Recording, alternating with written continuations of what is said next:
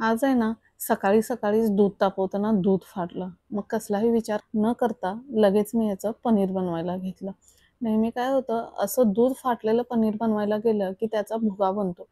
पण मी जे पनीर केलंय ते अजिबात असं झालेलं नाही. अगदी एकसंध व्यवस्थित घट्ट आणि मऊ असं पनीर बनलेलं आहे. तर एका सुती कपड्यात चाळणीवर सुती कापड ठेवून हे मी गाळून घेतलं.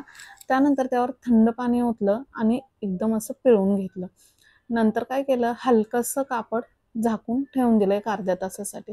जर तुम्ही त्यावर वजन ठेवलं तर पनीर एकदम कोरडं होतं आणि त्यातलं अतिरिक्त पाणी जे असतं ते निघून जातं. तर इथे तुम्ही बघू शकताय एक अर्ध्या तासानंतर अगदी सॉफ्ट आणि एकदम असं घट्ट पनीर तयार झालेलं आहे.